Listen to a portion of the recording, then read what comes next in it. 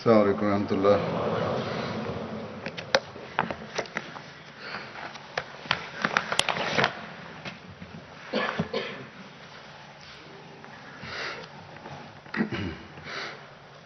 أشهد أن لا إله إلا الله وحده لا شريك له وأشهد أن محمدا عبده ورسوله أما بعد فأعوذ بالله من الشيطان الرجيم بسم الله الرحمن الرحيم الحمد لله رب العالمين الرحمن الرحيم مالك يوم الدين إياك نعبد وإياك نستعين اهدنا الصراط المستقيم صراط الذين أنعمت عليهم غير المغضوب عليهم ولا الضالين.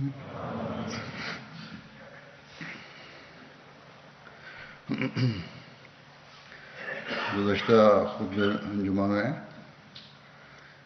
وقفی عید کے نئے سال کے اعلان کے ساتھ جو میں نے ملکوں کی جماعتوں کی پوزیشن بتائی تھی، اس میں بتایا تھا کہ یو کے کی جماعتوں میں وقفی عید کے چندے کی وصولی کے لحاظ سے اسلام آباد کی جماعت پہلے نمبر پر ہے، لیکن بعد میں یہ بات سامنے آئی کہ وہ جائزہ غلط تھا. پہلے نمبر پر آلڈرشاٹ کی جماعت ہے اور دوسرے نمبر پر اسلام آباد کی جماعت. کیوں ہوا، کس طرح ہوا، اس کی تفصیل میں نہیں جانا چاہتا، لیکن بہرحال یہ درستی کی ضرورت تھی، اس لیے میں نے سب سے پہلے اسی کو لیا. آلڈرشاٹ کی جماعت ماشاءاللہ بڑی قربانی دے رہی ہے، اور خاص طور پر لجنہ آلڈرشاٹ کی صدر نے مجھے لکھا تھا کہ کس طرح بعض عورتوں نے غیر معمولی قربانی دی ہے. ان کا جذبہ قربانی مثالی ہے. اللہ تعالیٰ ان کے اموال و نفوس میں برکت عطا فرمائے. میں نے گزشتہ خطبے میں عموماً غریبوں کی اور غریب ملکوں میں رہنے والوں کی قربانی کے واقعات بیان کیے تھے، اس لیے کہ امیروں میں بھی یہ احساس پیدا ہو اور وہ بھی قربانی کی روح کو سمجھیں. ورنہ اللہ تعالیٰ کے فضل سے ان ترقی یافتہ ممالک میں بہت سے ایسے لوگ ہیں جو دنیاوی ضروریات کو پس پش ڈال کر قربانی کرتے ہیں. بہرحال جیسا کہ میں نے کہا، برطانیہ کی جماعتوں میں وقفی عید میں آلڈرشاٹ کی جماعت سر فہرست ہے. اب میں آج کے خطبے کے موضوع کی طرف آتا ہوں جو بدری صحابہ کا ذکر چل رہا ہے. گزشتہ سے پہلے خطبے میں حضرت سعد بن عبادہ کا ذکر چل رہا تھا اور کچھ رہ گیا تھا. آج بھی ان کے ذکر کے حوالے سے ہی بیان کروں گا، لیکن یہاں بھی ایک حوالے کی درستی کی ضرورت ہے جو گزشتہ خطبے میں نے بیان کیا تھا. وہ احساس کے باوجود میں نے ذکر تو نہیں کیا حوالے بھیجنے والوں کو، لیکن ریسرچ سیل میں ہمارے کام کرنے والوں کو خود ہی احساس ہو گیا اور انہوں نے درستی بھیجی، اور اس سے بہرحال میری بھی غلط فہمی جو مجھے بھی تھی وہ بھی دور ہو گئی. ماشاءاللہ اپنی طرف سے تو بڑی محنت سے کام کر کے یہ حوالے نکالتے ہیں، لیکن بعض دفعہ جلد بازی سے ایسی تحریروں سے گزر جاتے ہیں جو دو صحابہ کے ملتے جلتے واقعات کو ملا دیتی ہیں۔ اسی طرح بعض دفعہ عربی عبارتوں کے ترجمے میں بھی صحیح الفاظ کا چناؤ نہ ہونے کی وجہ سے حقیقت واضح نہیں ہوتی۔ بہرحال اس حوالے سے اب انہوں نے خود ہی درستی کر کے بھجوائی ہے، جو میں پہلے بیان کروں گا، پھر باقی ذکر ہوگا۔ 27 دسمبر کے خطبے میں سعد بن عبادہ کی تعارف میں یہ بیان ہوا تھا کہ حضور صلی اللہ علیہ وسلم نے حضرت سعد اور طلیب بن عمیر کے درمیان مواخات قائم فرمائی، جو مکہ سے ہجرت کر کے مدینے آئے تھے۔ اور ابن اسحاق کے مطابق رسول اللہ صلی اللہ علیہ وسلم نے حضرت سعد بن عبادہ اور حضرت ابو ذر غفاری کے درمیان مواخات قائم فرمائی تھی، لیکن بعض کو اس سے اختلاف بھی ہے اور واقعی نے اس کا انکار کیا ہے، کیونکہ اس کے مطابق حضرت صلی اللہ علیہ وسلم نے مواخات غزوہ بدر سے قبل صحابہ کے درمیان قائم فرمائی تھی۔ حضرت ابو ذر غفاری جو اس وقت مدینہ میں موجود نہیں تھے اور مطلب وہ آئے نہیں تھے، اور غزوہ بدر اور احد اور خندق میں بھی شامل نہیں تھے، بلکہ وہ ان غزوات کے بعد حضرت صلی اللہ علیہ وسلم کی خدمت میں حاضر ہوئے تھے۔ تو یہ بتایا تھا میں نے، یہ ان کی دلیل ہے۔ بہرحال یہ اس طرح نہیں ہے۔ مواخات کا یہ ذکر دراصل حضرت منذر بن عمر بن خنیس کے ضمن میں تھا، جس کتاب سے یہ لیا گیا ہے۔ ریسرچ والوں نے خود ہی لکھا ہے کہ وہاں ان کے ساتھ حضرت سعد بن عبادہ کا بھی ذکر تھا، تو ریسرچ کی طرف سے صاحباً یہ عبارت حضرت سعد کے ساتھ بھی بیان کر دی گئی، جبکہ حضرت منذر بن عمر کے ذکر میں مواخات کا یہ ذکر ہے، اور یہ میں گزشتہ سال کے شروع میں 25 جنوری کے خطبے میں بیان کر چکا ہوں یہ تفصیل۔ بہرحال یہ ایک درستی ہے۔ اب آگے جو ذکر چل رہے ہیں وہ یہ ہیں کہ جب غزوہ خندق کا واقعہ ہوا تو رسول اللہ صلی اللہ علیہ وسلم نے عیینہ بن حصن کو مدینہ کی 1/3 کھجور دینے کی پیشکش کے بارے میں سوچا، اس شرط پر کہ قبیلہ غطفان کے جو لوگ ان کے ہمراہ ہیں وہ انہیں واپس لے جائے۔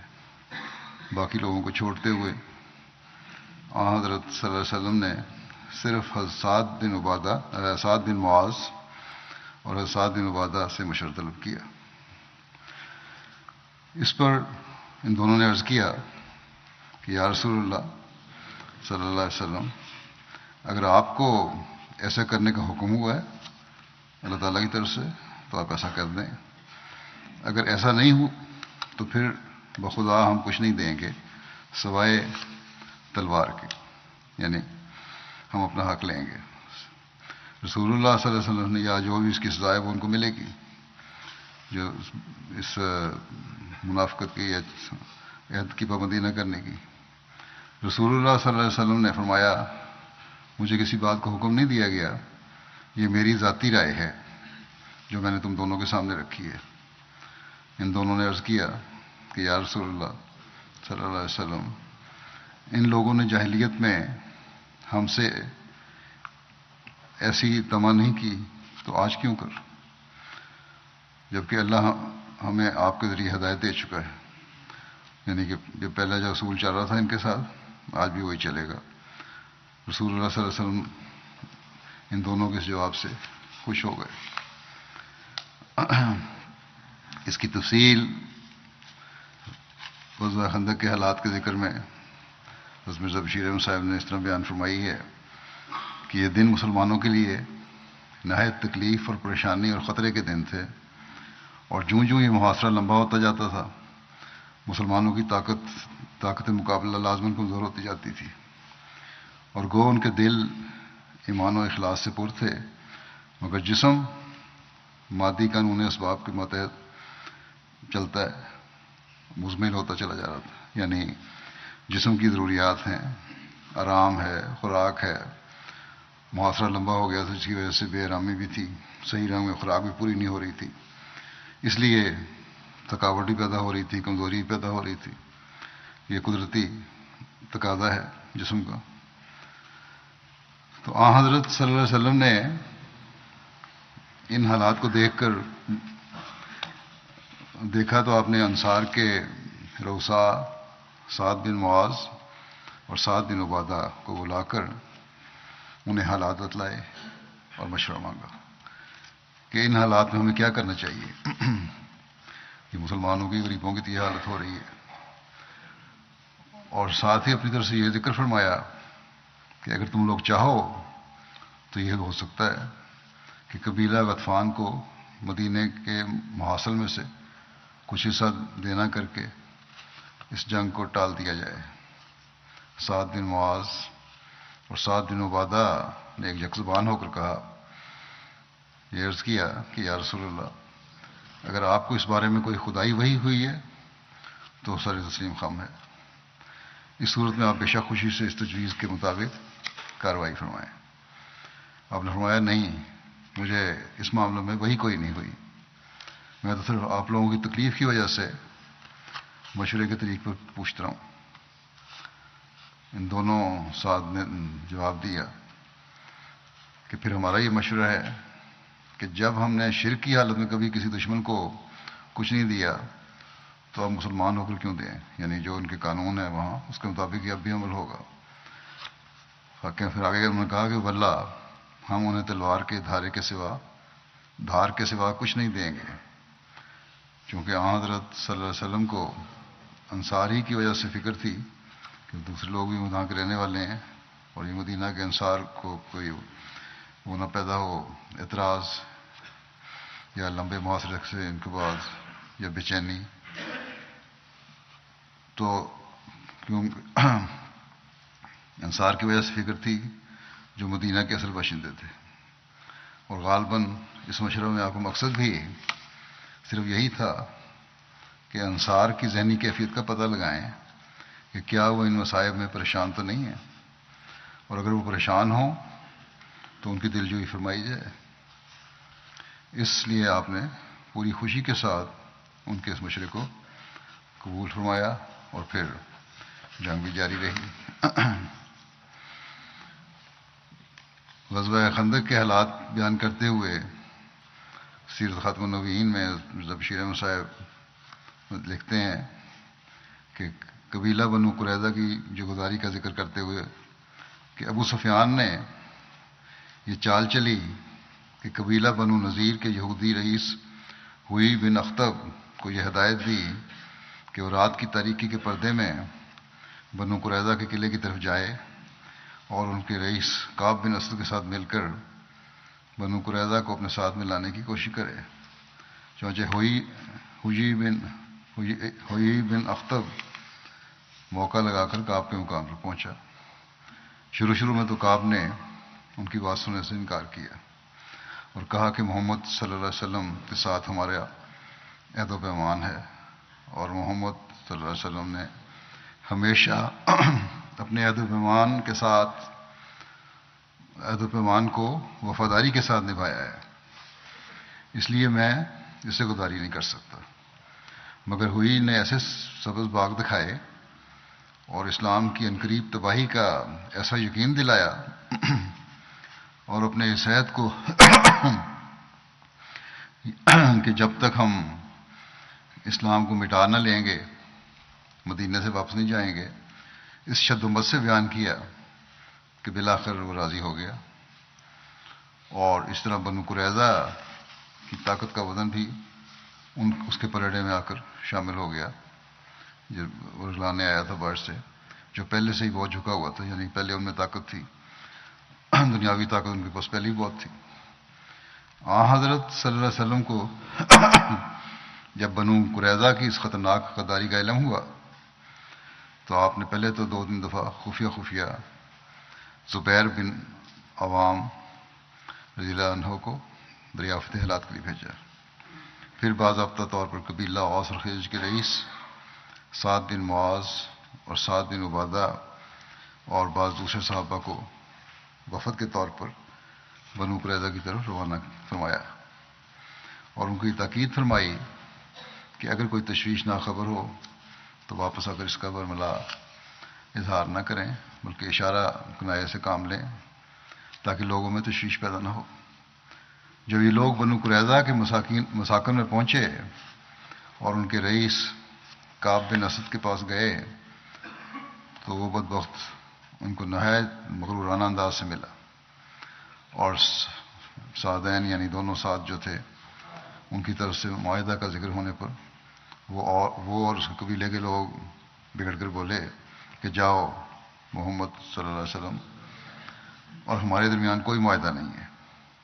یہ الفاظ سن کر صحابہ کا وفد وہاں سے اٹھ کر چلا آیا اور سعد بن معاذ اور سعد بن عبادہ نے حضرت صلی اللہ علیہ وسلم کی خدمت میں حاضر ہو کر مناسب طریق پر صلی اللہ علیہ وسلم کو حالات سے اطلاع دی۔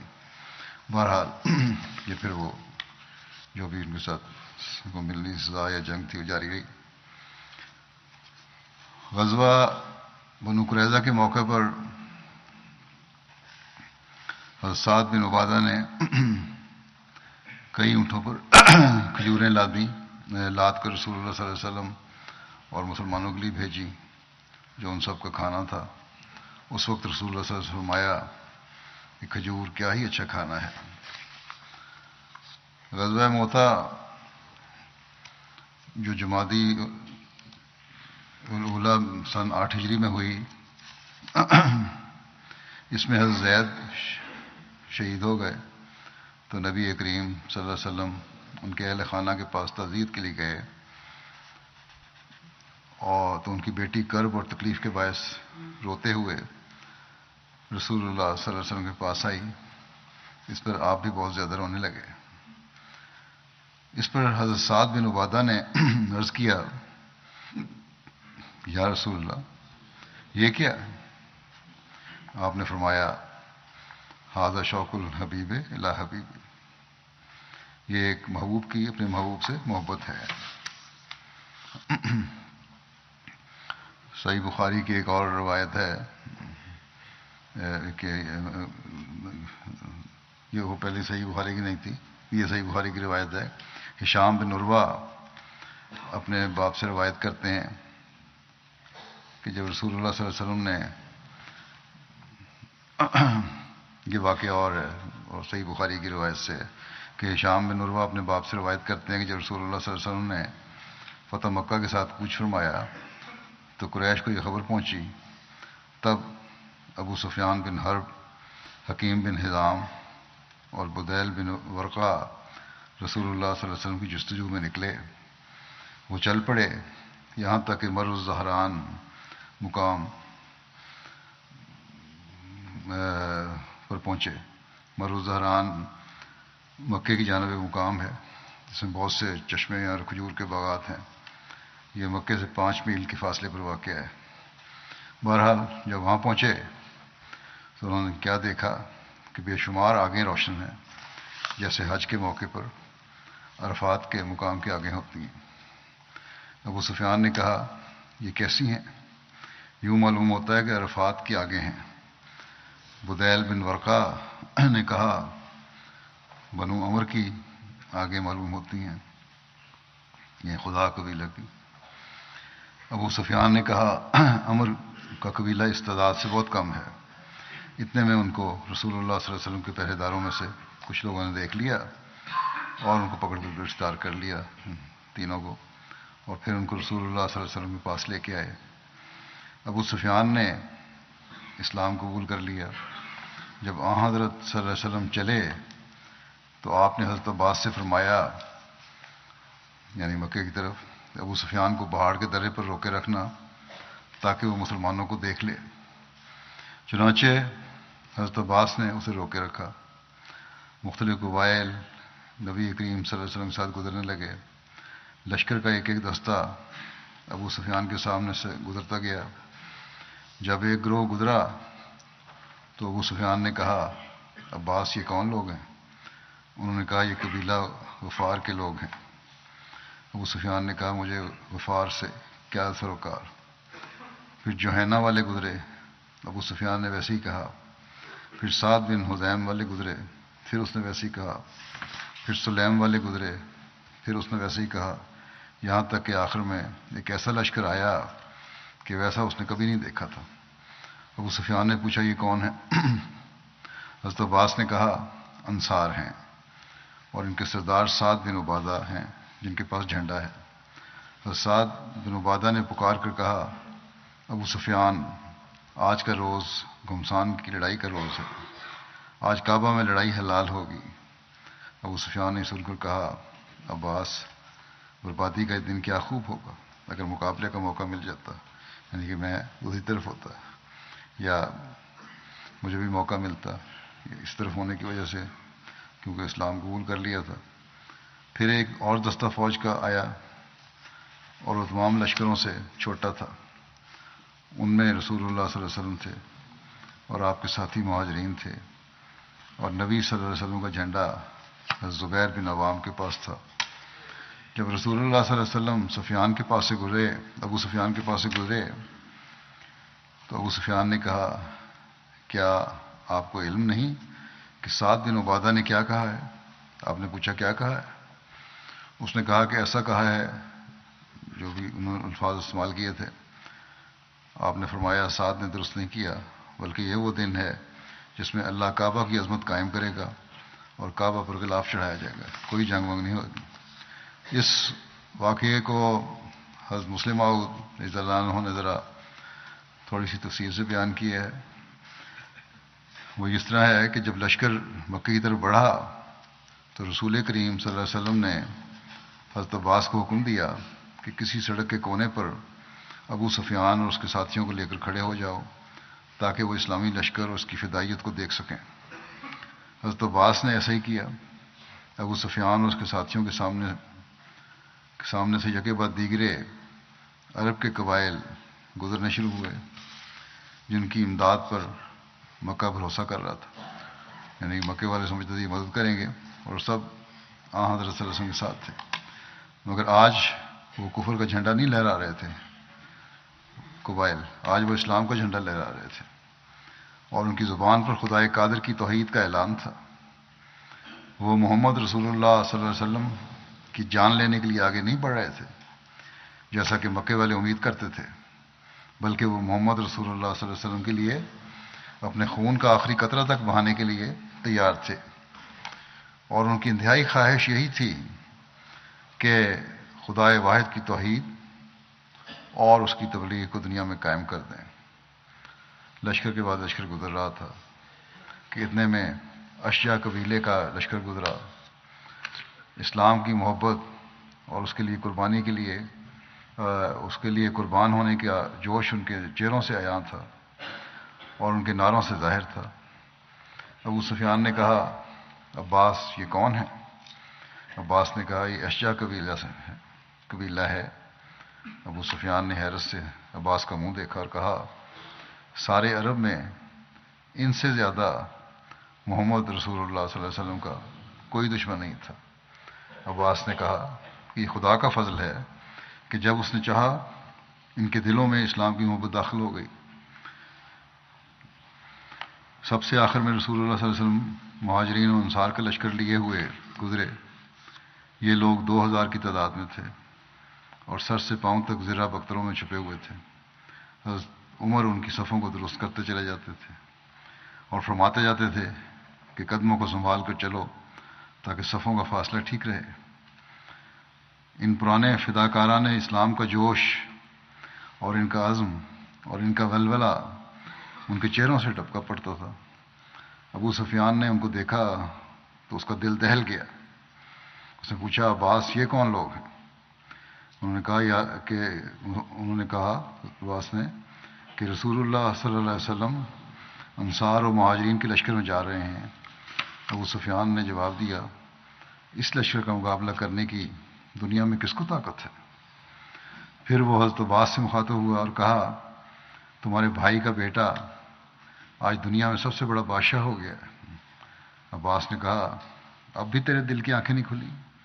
یہ بادشاہت نہیں ہے، یہ تو نبوت ہے. ابو سفیان نے کہا ہاں ہاں اچھا پھر نبوت ہی صحیح. جس وقت یہ لشکر ابو سفیان کے سامنے سے گزر رہا تھا تو انصار کے کمانڈر سعد بن عبادہ نے ابو سفیان کو دیکھ کر کہا آج خدا تعالیٰ نے ہمارے لیے مکے میں داخل ہونا تلوار کے زور سے حلال کر دیا. آج قریشی قوم ذلیل کر دی جائے گی. جب رسول اللہ صلی اللہ علیہ وسلم ابو سفیان کے پاس سے گزرے تو اس نے بلند آواز سے کہا کہ یا رسول اللہ کیا آپ نے اپنی قوم کے قتل کی اجازت دے دی ہے؟ ابھی انصار کے سردار سعد اور اس کے ساتھی ایسا کہہ رہے تھے.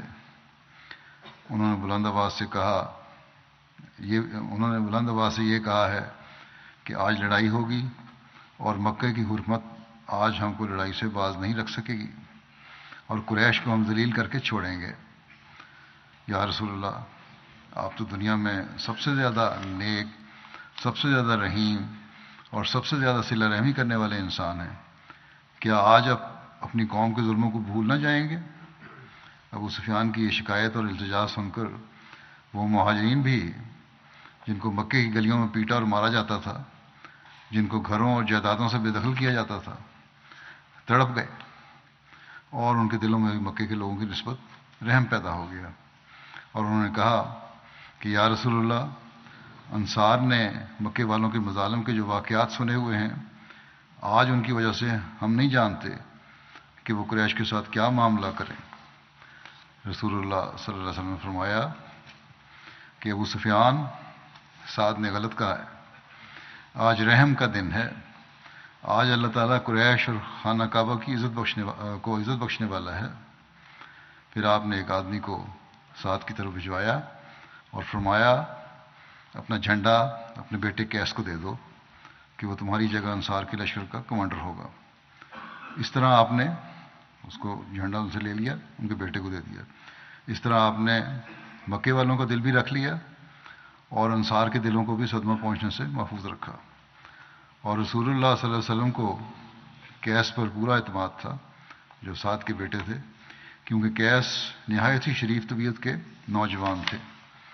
ایسے شریف تھے، مسلمات کہتے ہیں ان کی شرافت کا یہ حال تھا کہ تاریخ میں لکھا ہے کہ ان کی وفات کے قریب جب بعض لوگ ان کی عیادت کے لیے آئے اور بعض نہ آئے تو انہوں نے اپنے دوستوں سے پوچھا کہ کیا وجہ ہے کہ بعض دوست میرے واقف ہیں میری عیادت کے لیے نہیں آئے.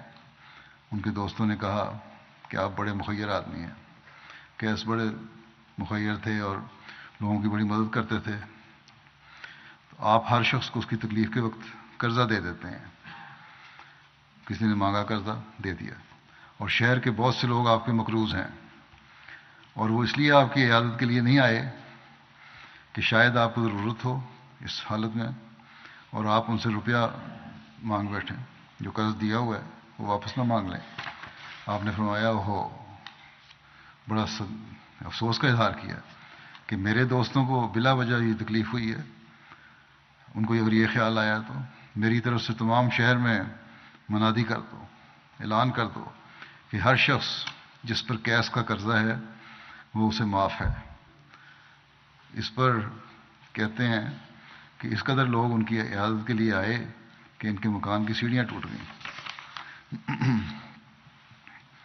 غزوہ حنین جس کا دوسرا نام غزوہ حوازن بھی ہے. حنین مکہ مکرمہ اور طائف کے درمیان مکے سے 30 میل کے فاصلے پر واقع ایک گھاٹی ہے. غزوہ حنین شوال 8 ہجری میں فتح مکہ کے بعد ہوا تھا. جو اموال غنیمت اس جنگ میں حاصل ہوئے وہ نبی کریم صلی اللہ علیہ وسلم نے مہاجرین میں تقسیم کر دیے. انصار نے اپنے دلوں میں اس بات کو محسوس کیا. اس کے متعلق ایک تفصیلی روایت مسند احمد بن حنبل میں اس طرح مذکور ہے کہ حضرت ابو سعید خدری رضی اللہ عنہ سے مروی ہے کہ جب نبی کریم صلی اللہ علیہ وسلم نے قریش اور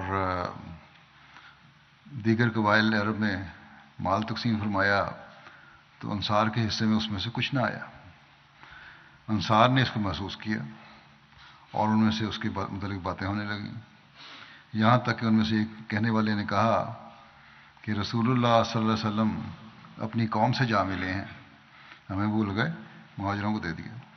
حضرت سعد بن عبادہ حضرت صلی اللہ علیہ وسلم کی خدمت میں حاضر ہوئے اور عرض کیا کہ یا رسول اللہ، یہ قبیلہ آپ کے متعلق اپنے نفسوں میں کچھ محسوس کر رہا ہے، یعنی انصار جو ہیں، جو آپ نے اپنی قوم اور مختلف قبائل عرب میں مال فیض تقسیم کیا ہے، اور انصار کو اس میں سے کچھ بھی نہیں ملا۔ آپ نے پوچھا اے سعد، اس معاملے میں تم کس طرف ہو، تم اپنی بات کرو۔ انہوں نے عرض کیا یا رسول اللہ صلی اللہ علیہ وسلم، میں اپنی قوم کا محض ایک فرد ہوں، اور میری کیا حیثیت ہے؟ آپ صلی اللہ علیہ وسلم نے فرمایا اپنی قوم کو اس احاطے میں اکٹھا کرو، یعنی ایک بڑا احاطہ تھا، وہاں جگہ تھی، وہاں لے کے آؤ۔ چونچہ حضرت سعد نکلے اور انہوں نے انصار کو اس احاطے میں اکٹھا کر لیا۔ کچھ مہاجرین بھی آ گئے، حضرت سعد نے انہیں اندر آنے دیا اور کچھ اور لوگ اندر آئے تو حضرت سعد نے انہیں روک دیا۔ جب سب اکٹھے ہو گئے تو حضرت سعد نے حضرت صلی اللہ علیہ وسلم کی خدمت میں حاضر ہو کر عرض کیا کہ انصار جمع ہو گئے ہیں۔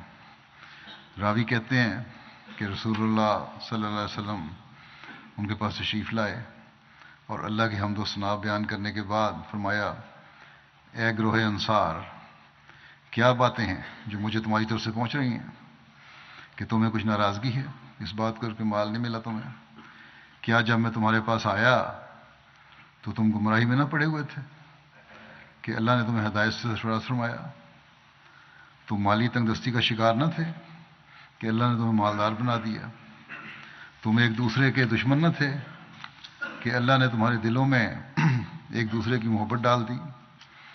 انہوں نے کہا کیوں نہیں، اللہ اور اس کا رسول زیادہ احسان کرنے والا اور افضل ہے۔ آپ نے فرمایا کہ اے انصار کے گروہ، تم میری بات کا جواب کیوں نہیں دیتے؟ انہوں نے کہا یا رسول اللہ، ہم آپ کو کیا جواب دیں جبکہ احسان اور فضل اللہ اور اس کے رسول کے لیے ہے۔ آپ نے فرمایا بخدا، اگر تم چاہتے تو یہ کہہ سکتے تھے اور تمہاری وہ بات سچی ہوتی اور تمہاری تصدیق بھی ہو جاتی کہ آپ ہمارے پاس اس حال میں آئے تھے جب آپ کو جھٹلا دیا گیا تھا، بس ہم نے آپ کی تصدیق کی اور آپ کو آپ کے اپنوں نے چھوڑ دیا تھا تو ہم نے آپ کی مدد کی۔ آپ ہمارے پاس آئے کہ لوگوں نے آپ کو نکال دیا تھا تو ہم نے آپ کو پناہ دی۔ آپ کو ہم نے ایک بڑے کنبے والا پایا تو ہم نے آپ کے ساتھ مواصلات قائم کی۔ اے انصار کے گروہ، کیا تم نے دنیا کی حقیر سے مال پر دکھ محسوس کیا ہے؟ پھر آپ نے یہ الفاظ فرمانے کے بعد کہا کہ تم یہ جواب دے سکتے تھے۔ پھر فرمایا کہ انصار کے گروہ، کیا تم نے دنیا کے حقیر مال پر دکھ محسوس کیا ہے کہ میں نے تمہیں نہیں دیا اور ان کو دے دیا، جو میں نے اس قوم کی تالیف قلب کے لیے دیا ہے تاکہ وہ اسلام قبول کر لیں، اور میں نے تمہارے اسلام کے سپرد کر دیا، ان کو تالیف قلب کی ہے تاکہ اسلام قبول کر لیں اور مضبوط ہوں، اور تمہیں تمہارے اسلام کے سپرد کر دیا ہے۔ اے انصار کے گروہ، کیا تم اس بات پر خوش نہیں کہ لوگ بھیڑ بکریاں اور اونٹ لے کر جائیں اور تم رسول اللہ کو لے کر اپنے گھروں میں لوٹو صلی اللہ علیہ وسلم؟ پھر آپ نے فرمایا اس ذات کی قسم جس کے دست قدرت میں محمد صلی اللہ علیہ وسلم کی جان ہے، اگر ہجرت نہ ہوتی تو میں انصار میں سے ایک شخص ہوتا، اور اگر لوگ ایک وادی میں چل رہے ہوں اور انصار دوسری وادی میں چل رہے ہوں تو میں انصار کی وادی کو اختیار کروں گا۔ اے اللہ، انصار پر رحم فرما اور انصار کے بیٹوں پر اور انصار کے بیٹوں کے بیٹوں پر۔ راوی کہتے ہیں اس پر وہ سب رونے لگے جو وہاں موجود تھے انصار، حتیٰ کہ ان کی داڑیاں ان کے آنسوؤں سے تر ہو گئیں، اور وہ کہنے لگے کہ ہم رسول اللہ صلی اللہ علیہ وسلم پر تقسیم اور حصے کے لحاظ سے راضی ہیں، یعنی جو بھی آپ نے تقسیم کی ہے اس پر راضی ہیں، اور آپ ہمارے لیے کافی ہیں۔ پھر رسول اللہ صلی اللہ علیہ وسلم واپس تشریف لے گئے اور لوگ بھی منتشر ہو گئے۔ حجۃ الوداع کے لیے مدینہ سے سفر کر کے جب نبی کریم صلی اللہ علیہ وسلم مقام عرش پر پہنچے تو وہاں آپ کی سواری گم ہو گئی۔ حضرت صلی اللہ علیہ وسلم اور حضرت ابوبکر کی سواری ایک ہی تھی، وہ حضرت ابوبکر کے غلام کے پاس تھی جس سے رات کے وقت وہ گم ہو گئی۔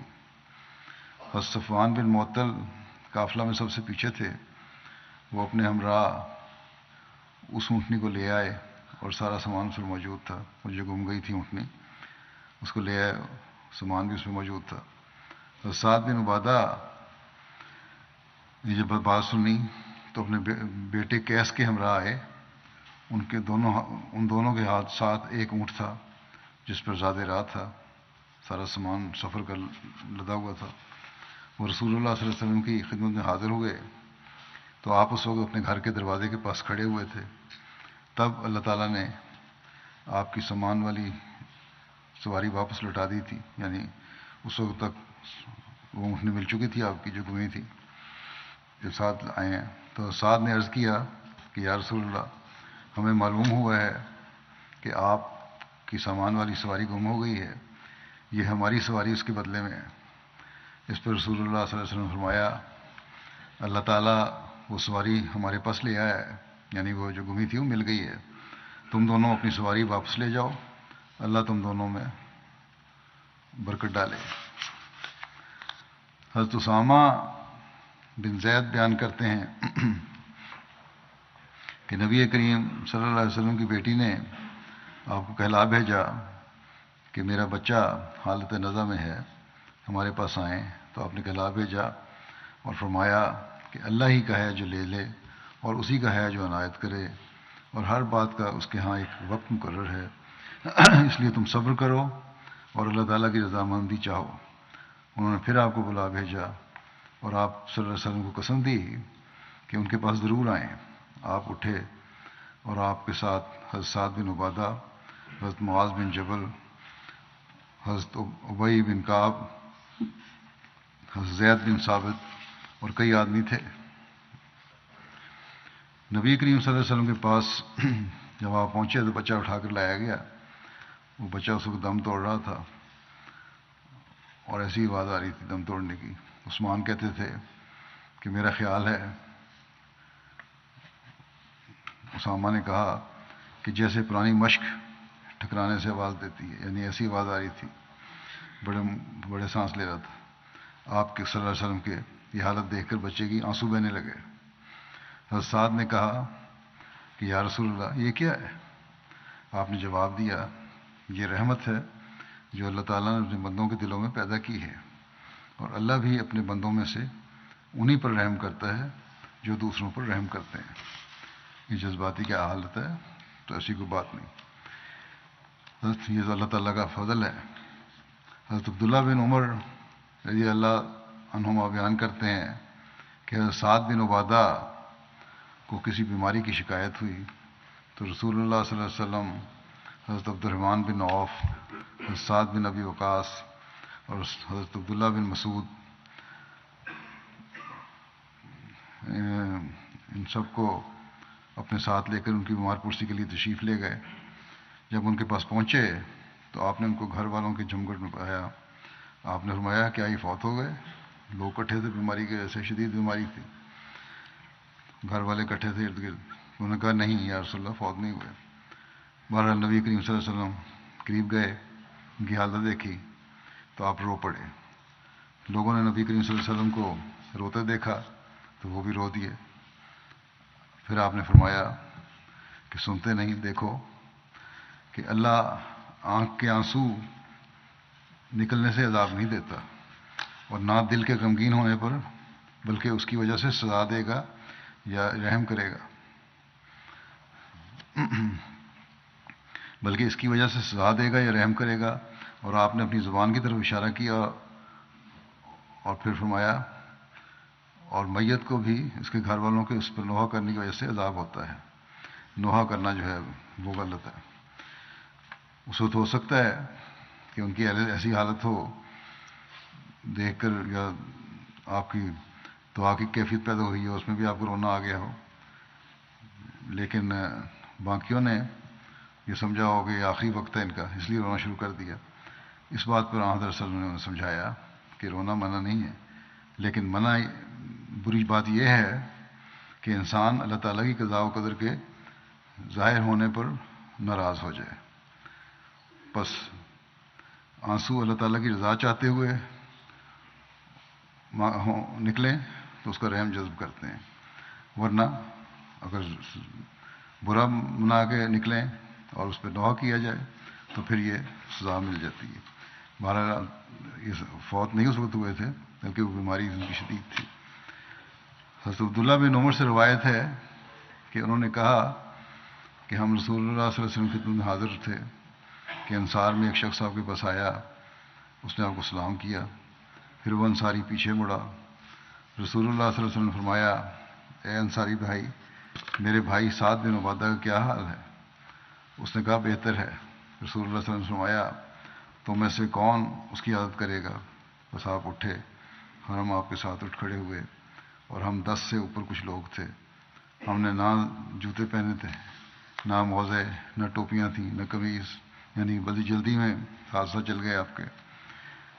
کہتے ہیں کہ ہم اس قدر زمین میں چلے یہاں تک کہ ہم ان کے پاس آئے، یعنی سعد بن عبادہ کے لوگ ان کے ارد گرد اکٹھے تھے سارے، وہ سب پیچھے ہٹ گئے، اور رسول اللہ صلی اللہ علیہ وسلم اور آپ کے وہ اصحاب جو آپ کے ساتھ تھے ان کے قریب آ گئے. یہ صحیح مسلم کی روایت ہے. اسی پہلے واقعہ کا اس روایت میں ذکر ہے. اس طرح حضرت جابر بن عبداللہ بن حرام بیان کرتے ہیں کہ میرے والد نے مجھے حریرہ تیار کرنے کا حکم دیا. میں نے حریرہ تیار کیا. حریرہ مشہور غذا ہے جو آٹے اور گھی اور پانی سے بنتا ہے، بلکہ بہرحال انہوں نے جو نکالا ہے لغت حدیث میں سے نکایا آٹے اور دودھ سے بنتا ہے. بہرحال کہتے ہیں میں ان کے حکم کے مطابق وہ حریرہ رسول کریم صلی اللہ علیہ وسلم کی خدمت میں لے کر حاضر ہوا. نبی کریم صلی اللہ علیہ وسلم اس وقت گھر میں تھے. آپ نے فرمایا، اے جابر، کیا یہ گوشت ہے؟ میں نے عرض کی، جی نہیں یا رسول اللہ، یہ حریرہ ہے جو میں نے اپنے والد کے حکم سے بنایا ہے. پھر انہوں نے مجھے حکم دیا تو میں آپ کی خدمت میں لے کر حاضر ہوا ہوں. پھر میں واپس اپنے والد کے پاس آ گیا. میرے والد نے پوچھا، کیا تم نے رسول اللہ صلی اللہ علیہ وسلم کو دیکھا؟ میں نے کہا جی. میرے والد نے پوچھا، رسول اللہ صلی اللہ علیہ وسلم نے تمہیں کیا کہا؟ میں نے بتایا کہ رسول اللہ صلی اللہ علیہ وسلم نے مجھ سے پوچھا کہ اے جابر، کیا یہ گوشت ہے؟ میرے والد نے سن کر کہا کہ شاید رسول اللہ صلی اللہ علیہ وسلم کو گوشت کی خواہش ہو رہی ہو. والد صاحب نے بکری ذبح کی، اس کو بھونا اور مجھے حکم دیا کہ رسول اللہ صلی اللہ علیہ وسلم کی بارگاہ میں پیش کر آؤ. حضرت جابر بیان کرتے ہیں کہ میں نے وہ بکری رسول اللہ صلی اللہ علیہ وسلم کی خدمت میں پیش کر دی.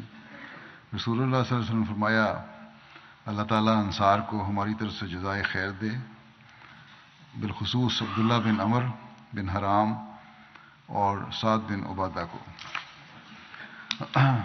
حضرت ابو سعید سے مروی ہے کہ نبی کریم صلی اللہ علیہ وسلم نے فرمایا کہ انصار کے گھرانوں میں سے بہترین بنو نجار ہیں، پھر بنو عبد اشر، پھر بنو حارث بن خزرج، پھر بنو سائدہ، اور انصار کے تمام گھرانوں میں بھلائی ہے. یہ سن کر حضرت سعد بن عبادہ بولے، اور وہ اسلام میں اعلیٰ پایا کے تھے. صحیح بخاری کی حدیث ہے، یعنی کہ اچھے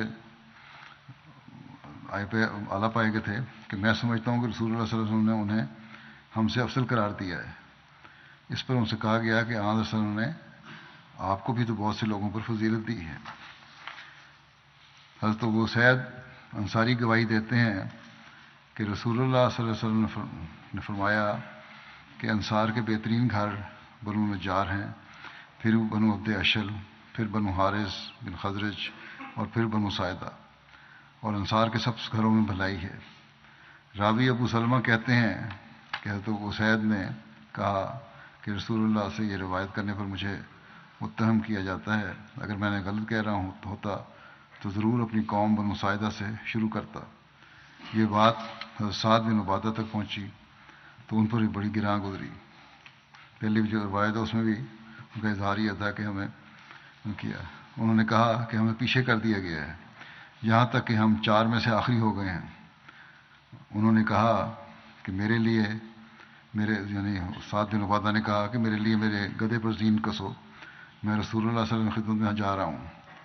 ان کے بھتیجے سہل نے ان سے کہا، سعد بن عبادہ کے بھتیجے نے کہا کہ کیا آپ اس لیے جا رہے ہیں کہ رسول اللہ صلی اللہ علیہ وسلم کی بات کی تردید کریں؟ جو آپ نے ترتیب بیان کی ہے اس کے بارے میں بلا وجہ جا کے پوچھیں، حالانکہ رسول اللہ صلی اللہ علیہ وسلم زیادہ جانتے ہیں. کیا آپ کے لیے یہ کافی نہیں کہ آپ 4 میں سے ایک ہیں؟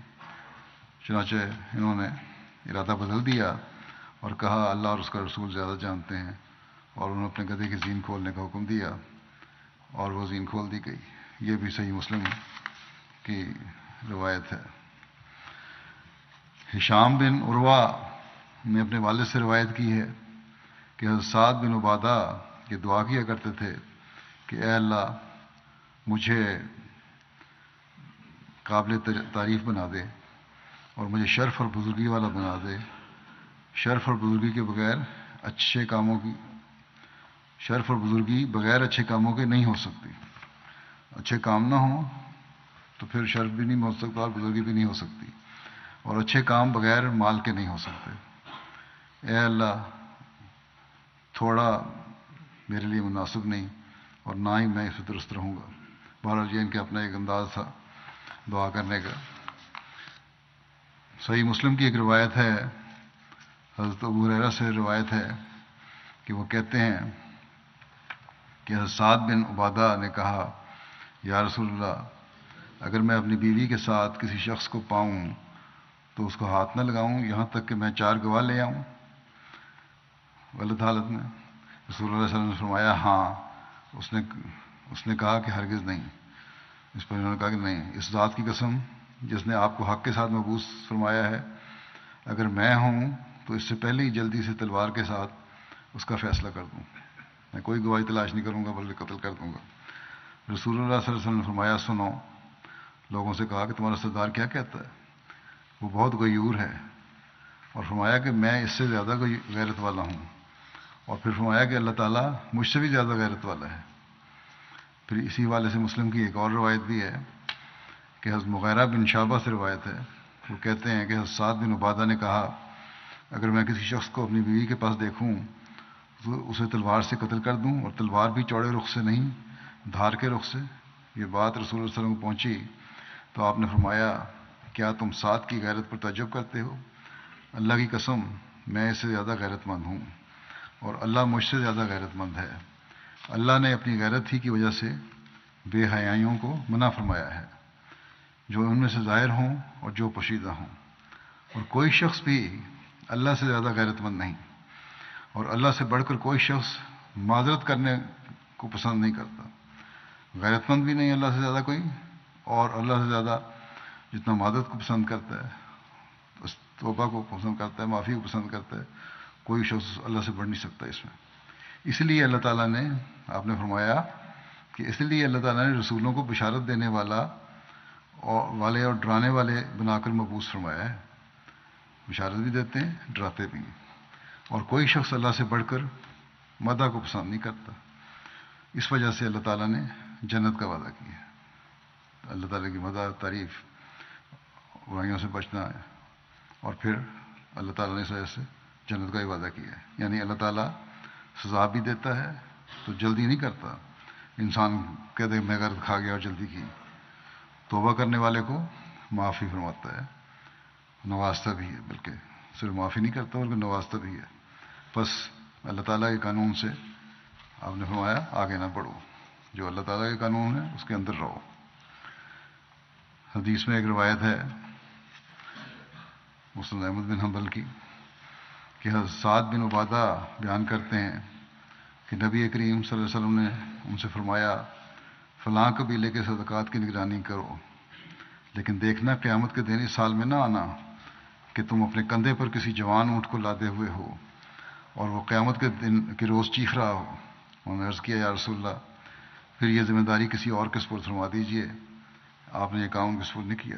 یعنی نگرانی کا پھر حق ادا کرنا ہوگا، انصاف کرنا ہوگا، اور کسی قسم کی خیانت نہیں ہوگی.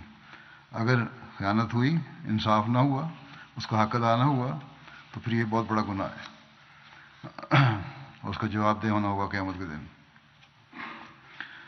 حضرت صلی اللہ علیہ وسلم کے دور میں 6 انصار نے قرآن کریم جمع کیا تھا، جن میں حضرت سعد بن عبادہ بھی شامل تھے. حضرت مسلم موعود ضمن میں فرماتے ہیں کہ انصار میں سے جو مشہور حفاظ تھے ان کے نام یہ ہیں: عبادہ بن صامت، معاذ، مجمع بن حارثہ، فضالہ بن عبید، مسلمہ بن مخلد، ابو درداء، ابو زید، زید بن ثابت، ابی بن کعب، اور سعد بن عبادہ ام ورقہ. تاریخ سے ثابت ہے، لکھتے ہیں کہ تاریخ سے ثابت ہے کہ صحابہ میں سے بہت سے قرآن کریم کے حافظ تھے. باقی انشاءاللہ یہ تھوڑا سا رہ گیا ہے حصہ، وہ انشاءاللہ آئندہ.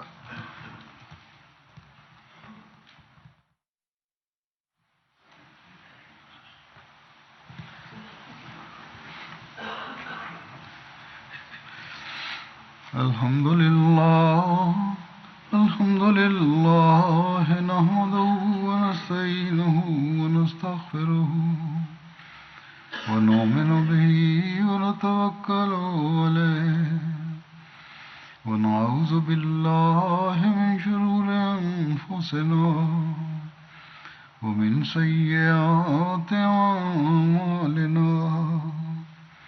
من يهده الله فلا مضل له ومن يضلل فلا هادي له. ونشهد أن لا إله إلا الله ونشهد أن محمدا عبده ورسوله. عباد الله رحمكم الله، إن الله